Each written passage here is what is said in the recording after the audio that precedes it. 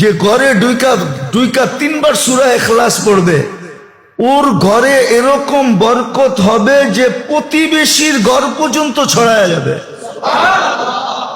ওই বরকত যায়া উছলায়া বোঝেন কি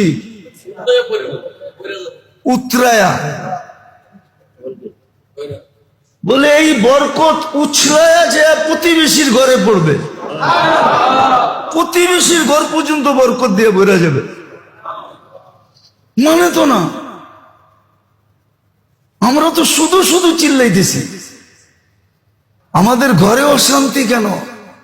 সুখের লেগেই তো বিয়া করলাম, কিন্তু বিয়া করে তো দেখলাম আরো অসুখ বেশি। ভাবলাম বাচ্চা হইলে সুখ হবে, অসুখ আরো বাড়লো। ভাবলাম এটি বড় হইলে সুখ হবে, আরো বাড়লো। ভাবলাম বিয়া শাদী হয়ে গেলে আরো সুখ হবে, বিয়া শাদী দিলাম আরো বাড়লো।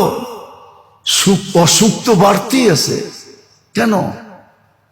এটির সাথে সুখ শান্তির কোনো সম্পর্ক নাই।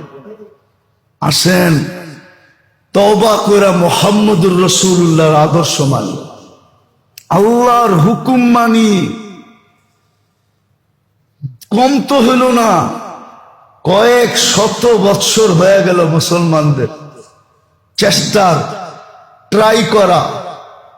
মানুষ তো এক দুইবার ট্রাই করে বুঝা ফেলে, আমরা তো যুগের পর যুগ করতেছি।